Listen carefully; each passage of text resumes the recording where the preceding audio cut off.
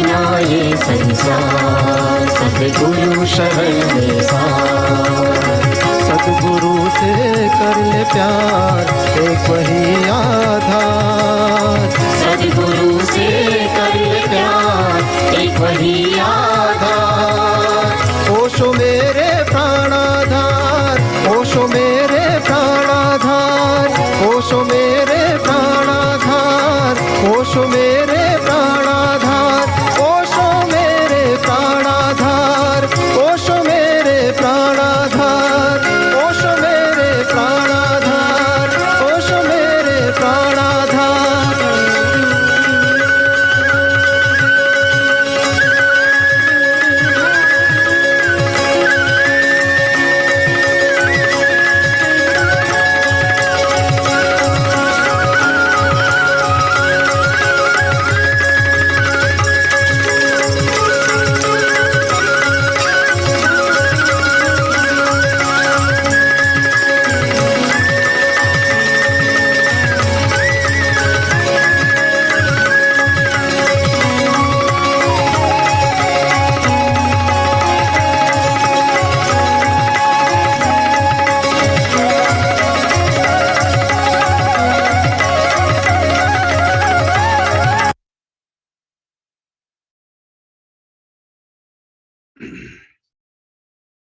नमस्कार, प्रणाम मेरे बहुत ही प्यारे मित्रों। पंजाब ओशोधारा मैत्री संघ की ओर से आज मुझे सेवा का मौका दिया गया है कि मैं आज इस नए प्लेटफॉर्म पर आपके साथ संबोधित हूँ। सो डिवाइन फ्राइडे पिछले 3 साल से ऑलमोस्ट चलता आ रहा है, कोरोना काल में पूरे चलता रहा, और आज इसका एक नया सत्संग और बहुत ही सुंदर ध्यान लेके मैं आपकी सेवा में हाजिर हूँ। साहिल, मेरी आवाज ठीक सुनाई दे रही है? परफेक्ट स्वामी जी। ठीक है, आप सबको भी मेरी आवाज सुनाई दे रही है? क्यों प्यारे हो? चलो ठीक है। तो सबसे पहले प्रणाम करते हैं परम गुरु ओशो के चरणों में, प्यारे समर्थ सतगुरु के चरणों में, ओंकार के मसीहा श्री गुरु नानक देव जी, बाकी सिख गुरु साहबान, सभी पीरों को, अवतारों को, पैगंबरों को, शक्ति रूप में सभी देवियों को, आप सबके चरणों में आचार्य गोपाल का प्रणाम, प्रेम, अहोभाव और सतगुरु के बहुत बहुत आशीष। ऑलमोस्ट मैं सभी मित्रों को देख रहा हूँ, जानता हूँ, लेकिन नया प्लेटफॉर्म है ओशोधारा मैत्री संघ का, तो इसमें जरूर कुछ नए मित्र होंगे, तो उनका विशेष तौर पर हृदय से स्वागत है। लेकिन मैं देख पा रहा हूं कि बहुत से मित्रों ने अपना वीडियो कैमरा ऑन ऑफ किया हुआ है, तो अगर आप पूरा मजा लेना चाहते हो सत्संग का और ध्यान का, तो प्लीज अपना कैमरा ऑन करो, ताकि मैं आपको देख सकूं और आप मुझे देख सको और इस ध्यान का हम मजा ले सकें। तो प्लीज अपना कैमरा ऑन करिए। बहुत से मित्रों का कैमरा ऑफ है, तो प्लीज ऑन करिए।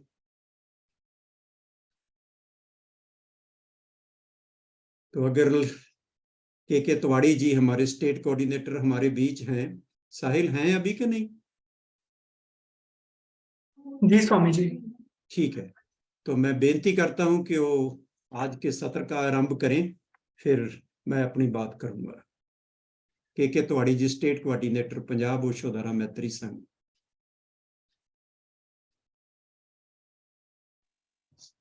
जी प्रणाम आचार्य जी। प्रणाम जी, प्रणाम। आपको बहुत बहुत धन्यवाद और प्रणाम कि आप इतने बिजी शेड्यूल होते हुए भी और पंजाब मैत्री संघ का सेशन आज ले रहे हैं, और हमारे ख्याल से लगभग 1 महीना हो गया। आप सभी मित्रों को जान करके हैरानी होगी कि इस समय आचार्य जी हमारे मूर्धल आश्रम में है और बहुत ऊपर के लेवल के कई तल के समाधि का वहां पे सत्र ले रहे हैं। लेकिन आचार्य जी से हमारी बात हुई थी कि कई फ्राइडे से सत्संग हो नहीं रहा है, तो मित्र आचार्य जी उस सेवा के लिए मूर्धल आश्रम से हम लोग के बीच में हाजिर है, तो इसलिए आचार्य जी को एक बार जोरदार ताली से आप सभी मित्र जरूर स्वागत करें। और इतने अच्छे आचार्य, इतने अनुभवी आचार्य, हम लोग के बहुत ही सौभाग्यशाली हैं कि आज आचार्य गोपाल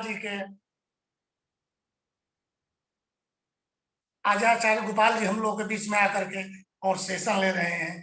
यहाँ तक कि ध्यान समाधि से और चरैवती तक के जो भी सत्र होते हैं हमारे आश्रम में, कुछ ही आचार्य ऐसे हैं जिसमें कि ये चरैवती तक का सेशन लेते हैं।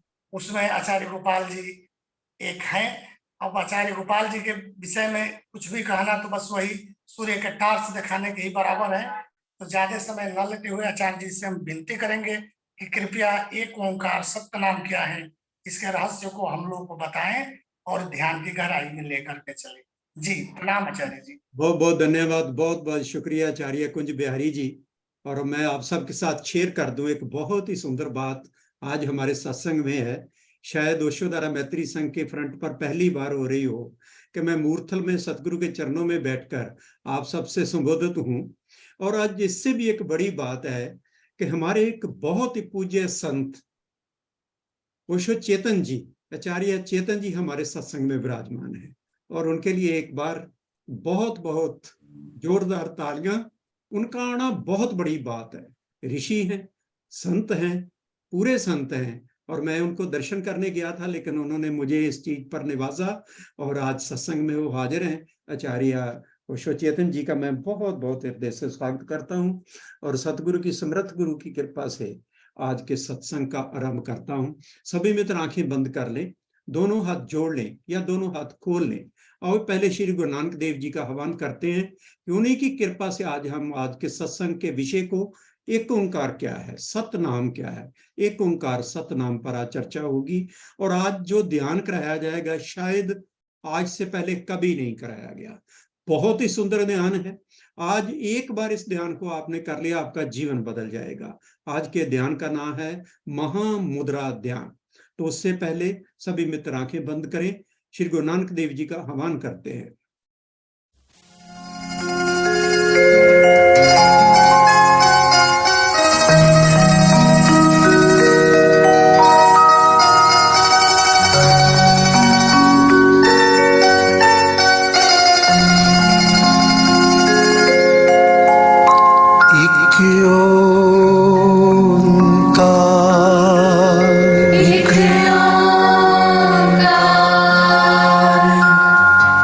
सतनाम सतनाम करता पुरख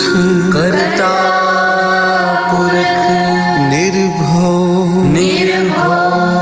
निर्वैर अकाल मूरत अजूनी सैभं गुर प्रसाद जप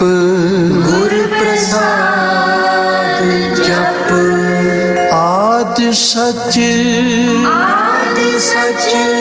जुगाद सच है भी सच नानक होसी भी सच नानक होसी भी सच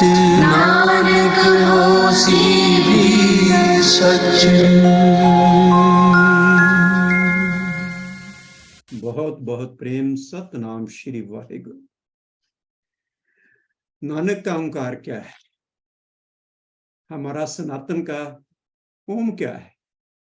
मुसलमानों का कलमा क्या है? बुद्ध का परिणव क्या है? जीसस का वर्ड क्या है? ये सद्दे आसमानी क्या है? ये एक हाथ की ताली क्या है? ये गूंज क्या है? ये सतनाम क्या है? ये तुर की बाणी क्या है? आओ कोशिश करते हैं इस पर चर्चा करें। आज के सत्संग का आरंभ एक छोटी सी कहानी से शुरू करता हूं। ओशो किसी अपने ही जीवन की एक कहानी सुनाते हैं। कहते हैं कि उनकी एक बहुत ही सुंदर किताब है, सबसे पहली किताब मिट्टी के दिए, और मिट्टी के दिए किताब में भी सबसे पहले पन्ने पर यह कहानी दर्ज है। ओशो कहते हैं कि मैंने सुना कई सौ साल पहले सागर के किनारे एक मंदिरों का शहर सागर में डूब गया था, लेकिन आज भी अगर सागर का वो किनारा मिल जाए तो वहां खड़े होकर वो मंदिरों की घंटियों की आवाज को सुना जा सकता है। ओशो कहते हैं कि मुझे बहुत जिज्ञासा पैदा हुई कि वो मंदिरों की घंटियों की आवाज सुनी जाए। बहुत लंबी यात्रा करके मैंने वो सागर का तट ढूंढ लिया और वहां जाकर वो मंदिरों की घंटियों की आवाज सुनने की कोशिश की, लेकिन वहां कोई मंदिरों की घंटियां नहीं थी। शोर था, हवाओं का शोर था, लहरों का शोर था। ओशो कहते हैं कि मैं रास्ता भी भूल गया था और फिर मैंने वहां ही बस जाने का मन बनाया। और कई दिन बीत जाने के बाद जब हवाएं रुक गई, लहरें शांत हो गई, तो मुझे वो मंदिरों की घंटियों की आवाज सुनी। मैंने ऐसी आवाज सुनी, ऐसा जाग गया कि फिर आज तक फिर कभी नहीं सोया। ओशो कहते हैं कि तुम्हारे भीतर भी ये जिज्ञासा पैदा हुई होगी कि वो मंदिरों के शहर की घंटियां सुने, तो वो सागर तुम्हारा हृदय है और वो आत्मा की घंटियां तुम्हारे भीतर बज रही हैं, ओंकार के रूप में, नाम के रूप में। जब विचार शांत हो जाते हैं, मन शांत हो जाता है, तो फिर भीतर से वो नादों का नाद ओंकार, वो मंदिरों की घंटियां सुनाई देती हैं। 37 साल की उम्र में श्री गुरु नानक देव पातशाह सुल्तानपुर लोधी काली बेई नदी में उतरे और 72 घंटे की जल समाधि के बाद जब प्रकट हुए कलाही रूप लेकर, तो सबसे पहले फरमान जो उन्होंने उचारा अपनी रचना से, कहते हैं एक ओंकार सतनाम, और वही कर्ता पुरख निरपौ निर्वैर, अकाल मूर्त अजूनी सै भंग गुर प्रसाद। कहते एक है और ओंकार है और वही सतनाम है। फिर उसकी स्तुति करते हैं, कर्ता है, पुरख है, निरपौ है, निर्वैर है, अकाल मूर्त है, जूनी है, सै भंग है। लेकिन मिलेगा कैसे? गुरु प्रसाद द्वारा। किसी गुरु के चरणों में बैठ जाओ, जो पूरा गुरु हो, समर्थ गुरु हो, ओंकार को जानता हो, बोलो, फिर आपको ओंकार से नवाज दे। कहते हैं कि ओंकार ही सतनाम है। सतनाम है, शब्द है, तुर्की बाणी है। ओंकार को कई नामों से पुकारा जाता है, जैसे परिणव, तुनी, सद्दे आसमानी, बांगे इलाही, ओम, अमीन, कलमा, नाद से पुकारा जाता है, एक हाथ की ताली कहा जाता है। तो आओ इसको जानते हैं, समझने की कोशिश करते हैं कि ये ओंकार क्या है। कहते हैं कि ये परमात्मा क्या है? परमात्मा एक ऊर्जा है। परमात्मा एक ऊर्जा है, बाहर पूरे विराट रूप में, निराकार में उपस्थित है और भीतर आत्मा के रूप में, घट के अंदर आत्मा के रूप में विराजमान है। तो वो जो परमात्मा की ऊर्जा है, बहुत सूक्ष्म रूप में, एक ध्वनि के रूप में, एक धुनी के रूप में उसकी गूंज है और जिसको सुना जा सकता है। बहुत सूक्ष्म रूप में वो एक गूंज के रूप में उसकी उपस्थिति को अनुभव किया जा सकता है। कहते हैं कि वो ही थोड़ी सघन हो जाए तो हवा बन जाती है, थोड़ी और सघन हो जाए तो तरल बन जाती है, और सघन हो जाए तो आकार बनती है, पदार्थ बनती है। उसी की परतें दर परतें सब चट्टानें बनती हैं, पर्वत बनती हैं, ग्रह बनते हैं, नक्षत्र बनते हैं, और पृथ्वी पर जितने भी आकार हैं सब ओंकार से निर्मित है। ओशो कहते हैं कि ओंकार हमारा मूल है और ओंकार ही हमारा गणतव्य है। ओंकार ही गंगा है और ओंकार ही गंगोत्री है। ओंकार की उस डोर को पकड़कर उसके स्रोत परमात्मा तक की यात्रा की जा सकती है।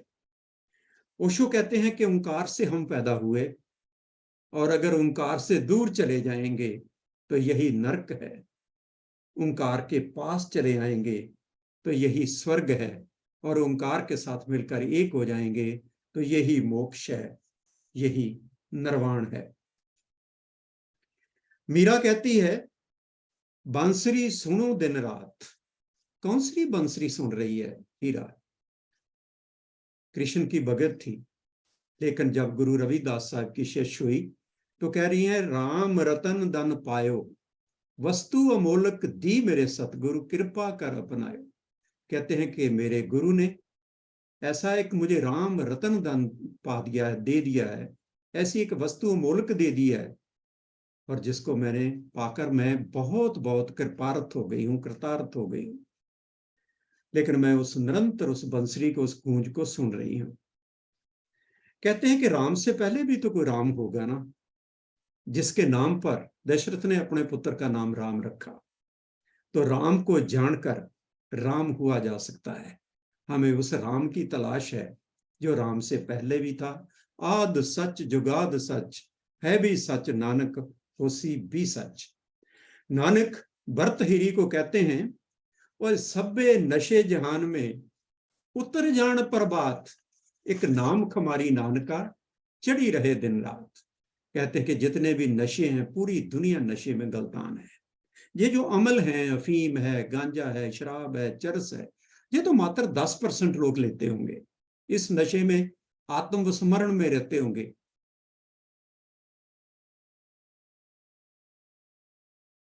साहिल फोटो क्यों गायब होगी मेरी? 10% लोग ये नशे अमल करते हैं, लेकिन बहुत से लोग और नशेों में गलतान हैं। जैसे धन का नशा है, पद का नशा है, कामनी का नशा है, प्रेम का नशा है। लौकिक प्रेम में लोग प्रवेश करके आत्मविस्मरण में अपना जीवन व्यर्थ कर देते हैं, और सभे नशे तुम्हें बेहोशी में ले जाते हैं। लेकिन एक और नशा है जिसको कहते हैं विद्वत्ता का नशा, ओंकार का नशा, आत्मज्ञान। आत्मज्ञानी होकर ब्रह्म ज्ञान तक की यात्रा की जा सकती है, लेकिन जब तक तुम ओंकार को नहीं जान लेते जो हमारे अंदर गूंज रहा है, तब तक आत्मज्ञान भी संभव नहीं। ब्रह्म ज्ञान तो बहुत दूर की बात है। ओंकार से सब कुछ उपजया है, एक नूर से सब जग उपजया, कौन भले को मंदे। पूरे संसार की रचना ओंकार से हुई है। क्या सिग्नल वीक है? नहीं स्वामी जी, बिल्कुल ठीक चल रहा है। बढ़िया तो आ रहा है कुछ। अच्छा अच्छा, मेरी आवाज सुन रहे हो ना? जी जी, बहुत नहीं, आप भी दिख रहे हैं, आवाज भी बहुत सुन रहे हैं। अगर ओंकार सुनाई दे जाए तो सब नशे विदा हो जाते हैं, चाहे वो अमल के हैं, चाहे तन के हैं, चाहे पद के हैं, चाहे जश के हैं। जितने भी विषय और वकारों में हम फंसे हुए हैं, एक बार इस राम रस को चस लें, चख लें, तो सब नशे जो है बिसर जाते हैं, दूर हो जाते हैं। तो इसको ऐसे समझते हैं, जो तुम्हारा मन है उसकी भी कोई खुराक है, लेकिन उसको वो खुराक मिलती नहीं, और वो अपनी भूख प्यास पूरी करने के लिए कभी धन का प्रयोग करता है, कभी पद का प्रयोग करता है, कभी यश का प्रयोग करता है, कभी कामनी कंचन का प्रयोग करता है। तो एक छोटी सी कहानी से सत्संग को आगे बढ़ाते हैं।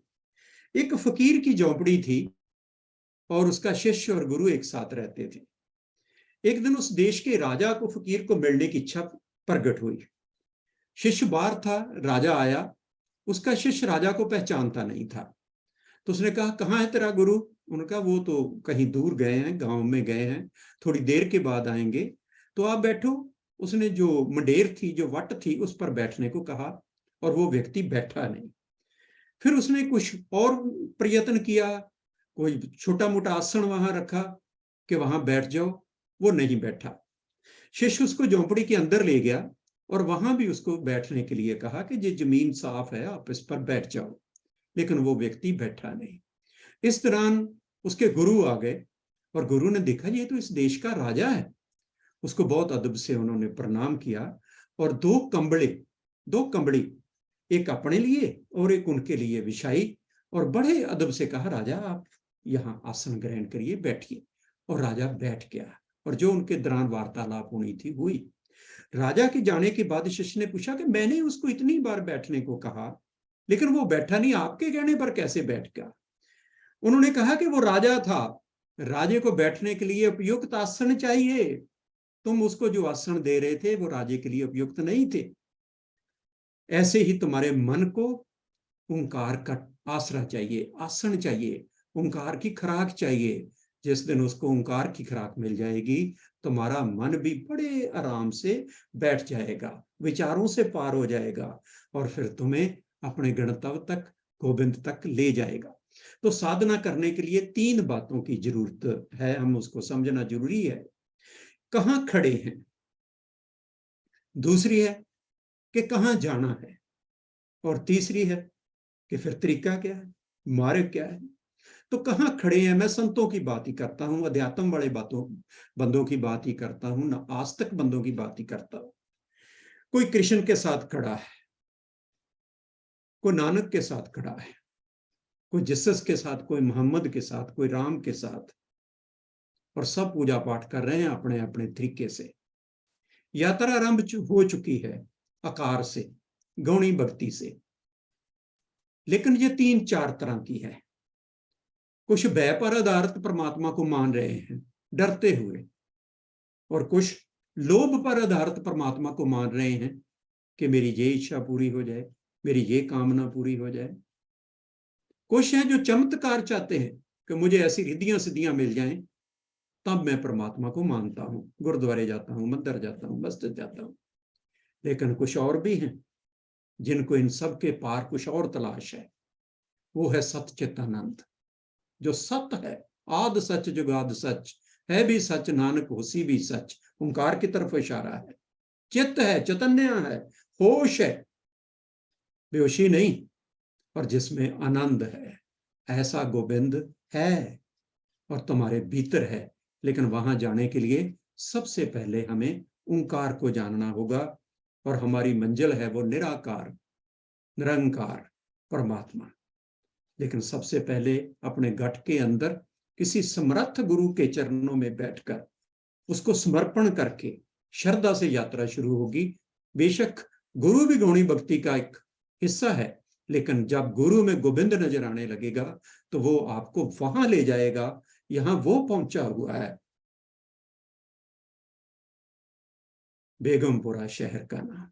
आपका हाथ पकड़कर जो उसने पाया है, आपको भी उससे नवाज देगा। तो किसी कामल मुर्शिद के चरणों में बैठो, उस धुनी को सुनो, पहले निराकार में जाओ, फिर निराकार में ओंकार सुनो। गुरु तीसरा कान प्रदान करता है, और उस तीसरे कान द्वारा जब वो गूंज सुनाई देती है, जो निरंतर गूंज रही है, इतनी मीठी है, सुरीली है, जो तत्व का संगीत होगा, जो कृष्ण की बंसरी जिसका प्रतीक है, वो सुनकर आत्मा नाचने लगेगी, जैसे सांप नाचने लगता है बीन पर, और ऐसी मस्ती छा जाएगी, गहरी शांति की अनुभूति होगी, जिसको आनंद कहते हैं।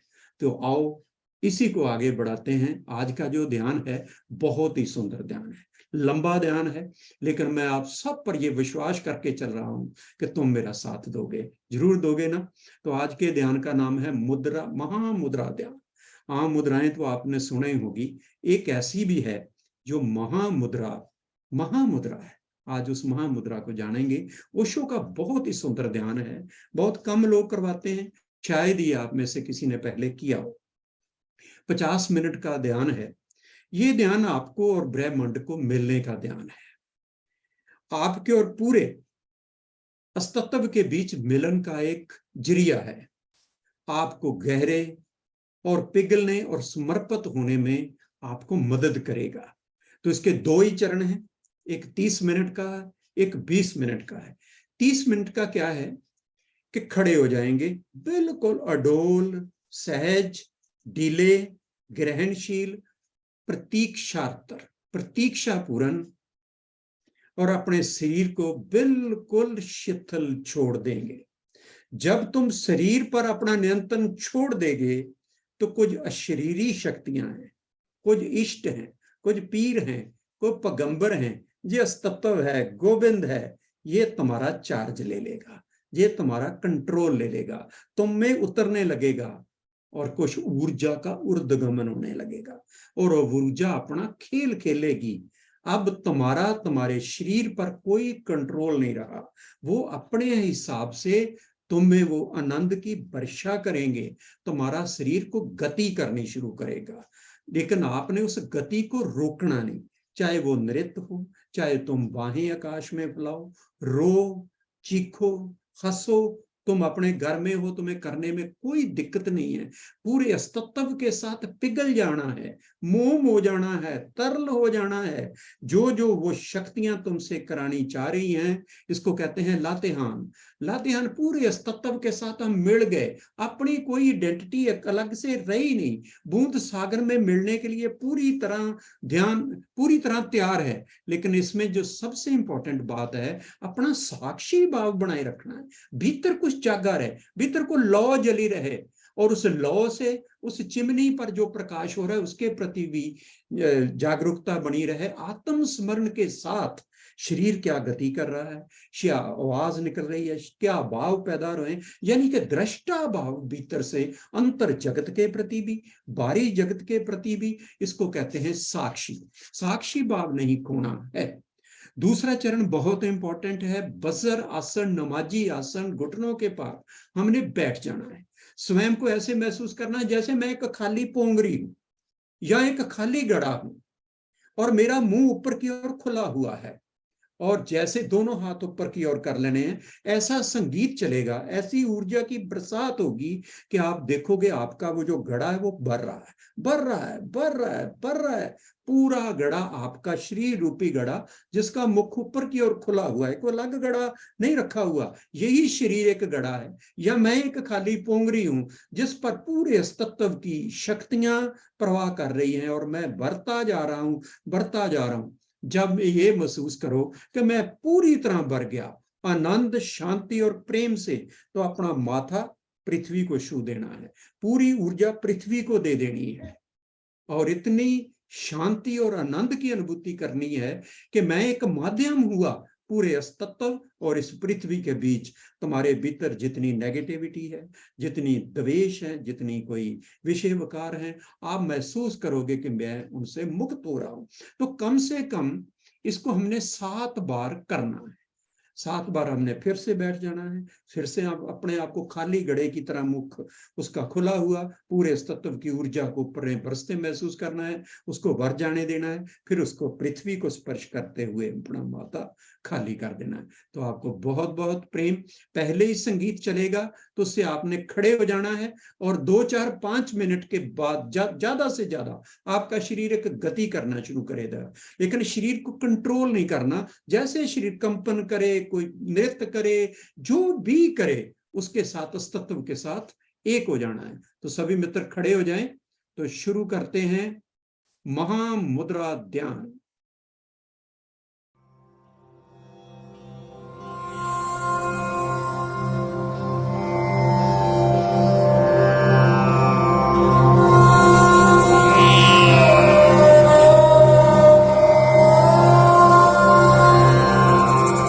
खड़े हो जाएं, आंखें बंद कर लें, शरीर को बिल्कुल ढीला छोड़ दें, ग्रहणशील हो जाएं, प्रतीक्षा पूर्ण हो जाएं, और जैसे ही तुम्हारा शरीर गति करे संगीत के साथ इसकी गति बढ़ाते जाएं।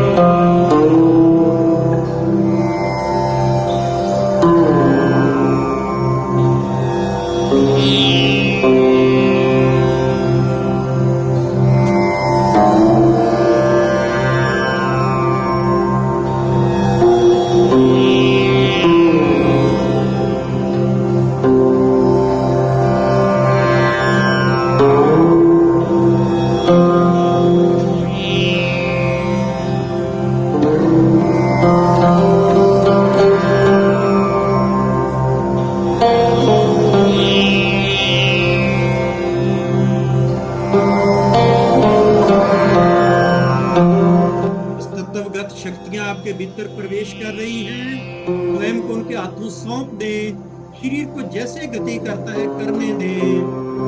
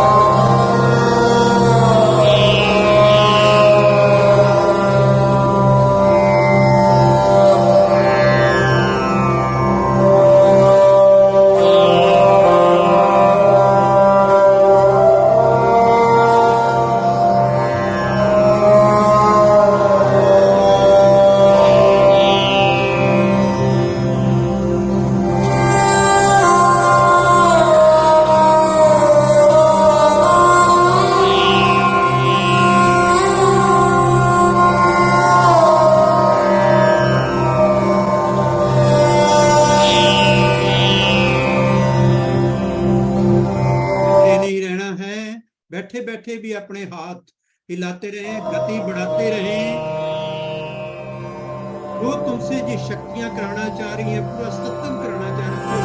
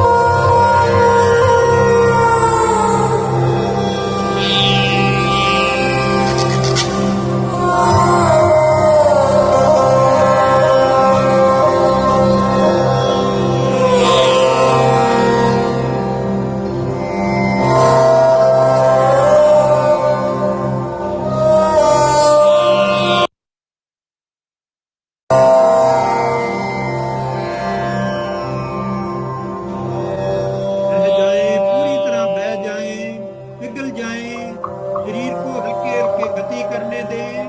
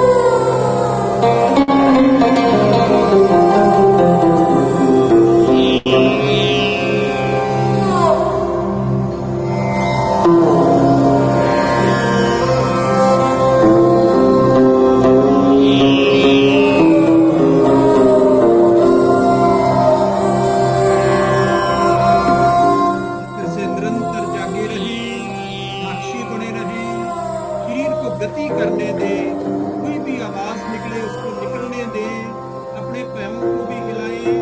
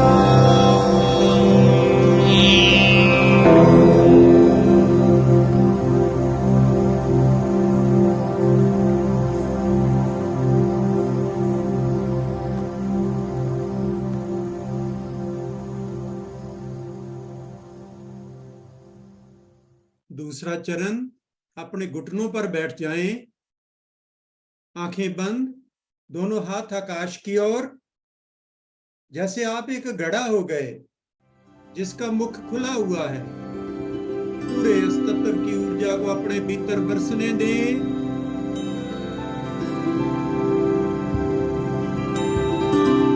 जब पूरा भर जाएगा, शरीर में आपको अनुभव होने लगेगा कि मैं पूरा भर गया, फिर इसको खाली कर देना, पृथ्वी को अपना माथा स्पर्श कर देना, इसको भरने दे, भरने दे।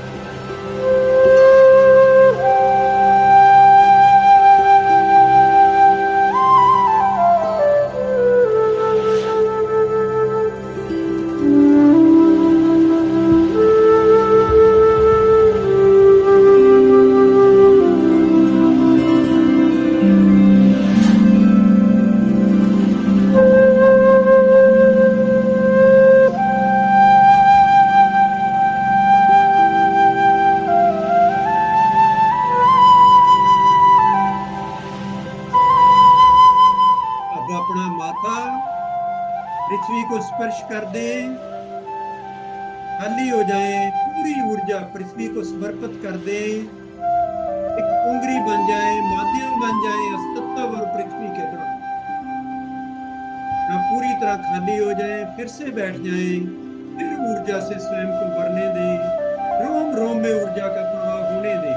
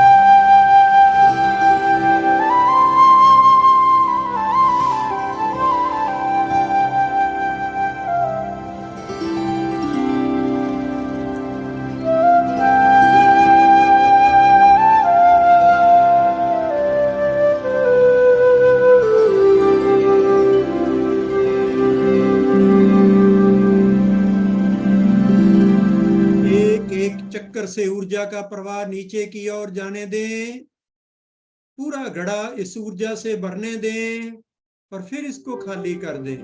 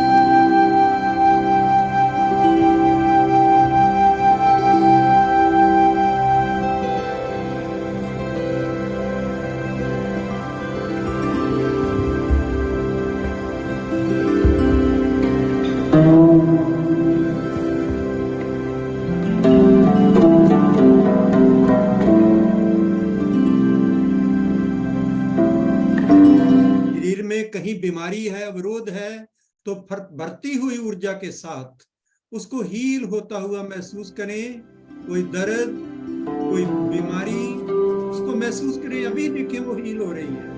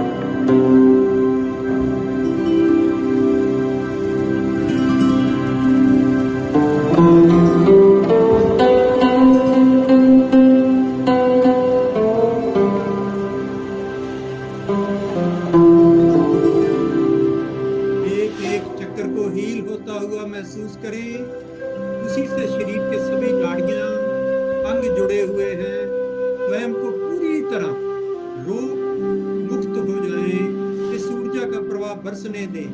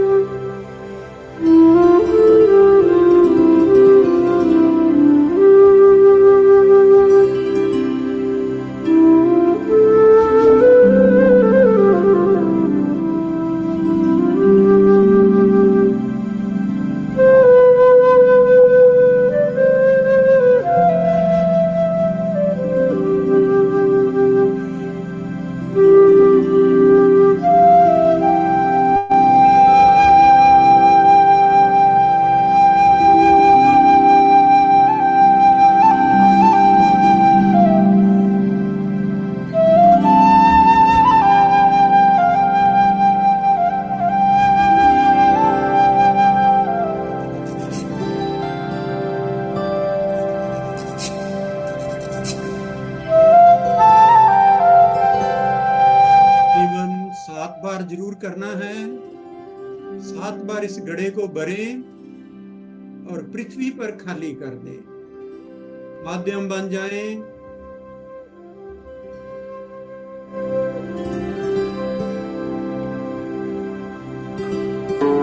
एक एक चक्कर को भेदती हुई ये तत्व की ऊर्जा गहरे जाती है, और एक अधिक बार भी कर सकते हैं, परंतु इससे कम नहीं। और ये संपूर्ण महामुद्रा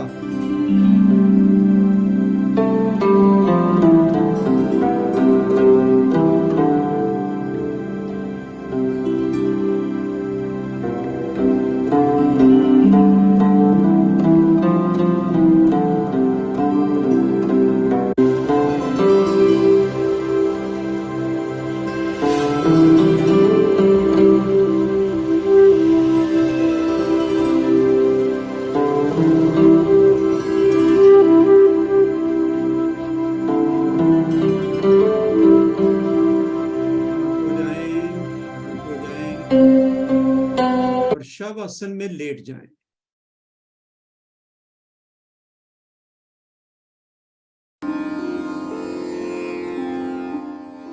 शरीर को बिल्कुल शिथिल छोड़ दें।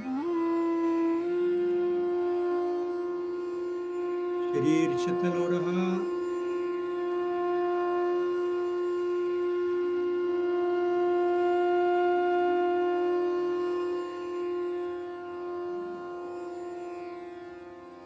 शरीर पूरी तरह शिथिल हो चुका।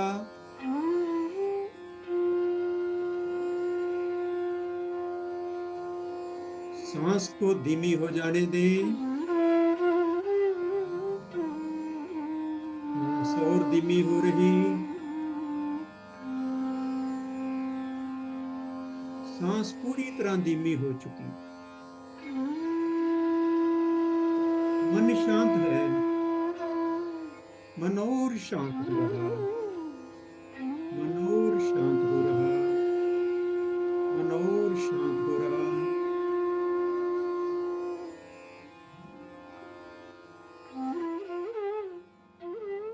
ऊर्जा का सघन प्रभाव महसूस करें। पूरे तत्व की ऊर्जा अभी भी अपने ऊपर बरसती महसूस करें। पूरे तत्व की ऊर्जा आप पर बरस रही। आपके रोम रोम को आनंदित कर रही, तरंगित कर रही, हील कर रही। आप बिल्कुल स्वस्थ, आनंदित, शांत और प्रेममयी होते जा रहे। बहुत गहरे उतर जाएं। बंद आंखों से जो दिखाई दे रहा निराकार, उसको देखते देखते सो जाएं और गहरे ध्यान में प्रवेश करें। हरि ओम तत्सत।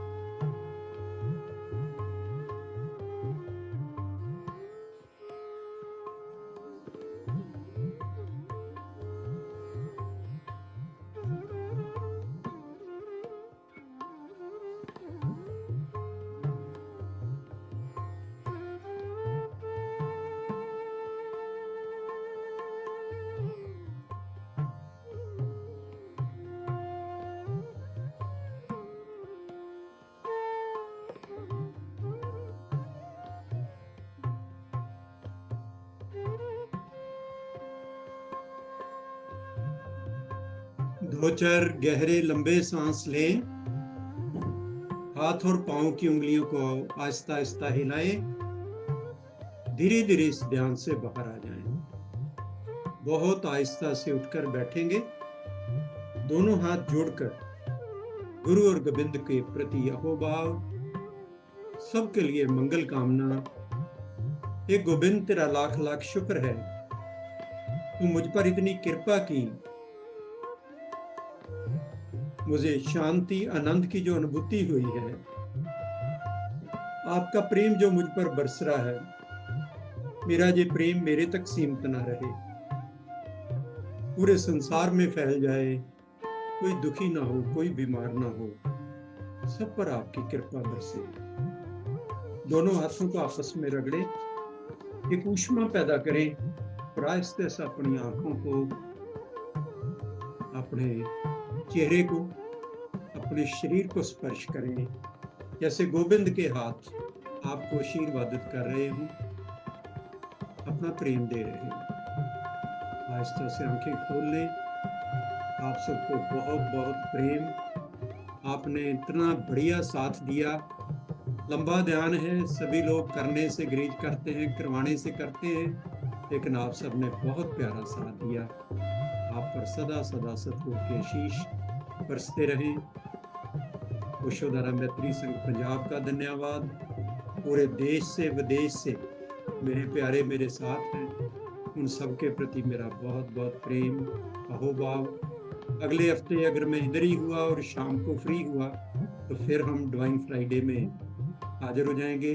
विशेष तौर पर साहिल जी का बहुत बहुत धन्यवाद, बहुत अच्छा ऑपरेट किया, मेरा प्यारा बच्चा है और मुझे खुशी भी हुई कि आज वो ऑपरेट कर रहा है और इस सत्र की उन्होंने जरूर रिकॉर्डिंग भी की होगी। इसको हम किसी यूट्यूब चैनल पर अपलोड भी करेंगे, आप फिर भी देख सकते हैं। तो चलो इशारे से बता दो कैसा लगा, अगर अच्छा लगा तो ऐसे कर दो, अगर बोर हुए तो फिर बता दो, हाथ जोड़ दो भी नहीं, टाइम ही खराब किया। तो चलो सबसे बड़ी इवेंट अभी बाकी है, बहुत सुंदर हमने उत्सव मनाना है।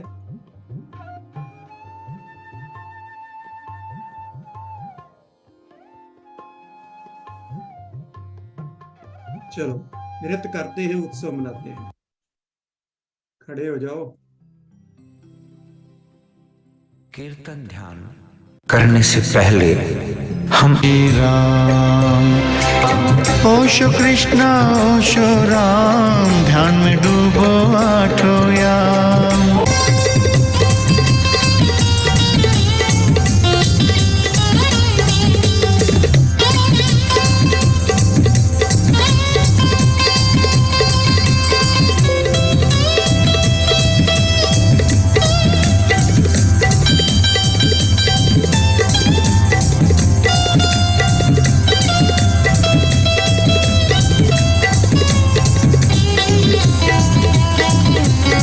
Yeah.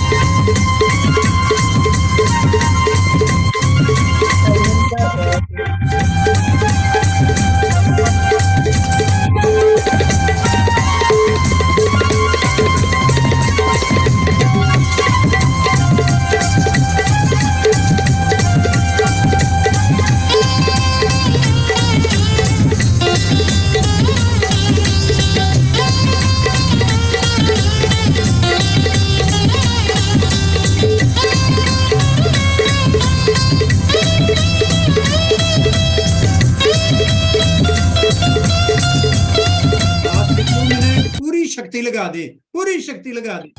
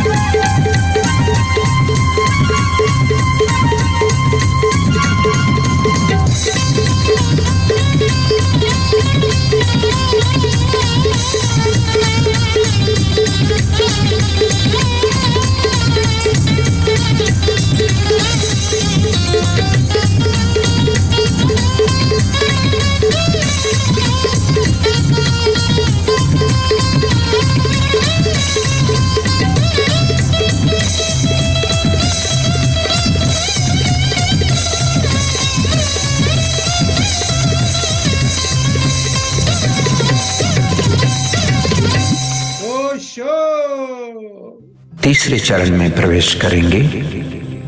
शांत हो जाएं।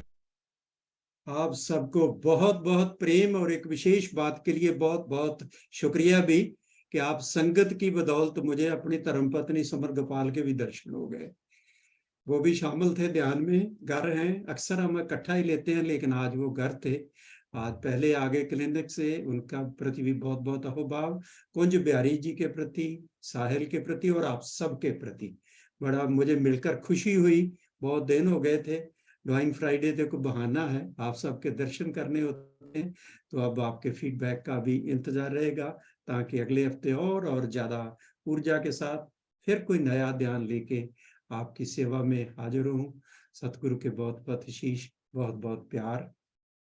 एक बार फिर से शुक्रिया, आपसे विदा लेता हूँ। बहुत बहुत प्यार।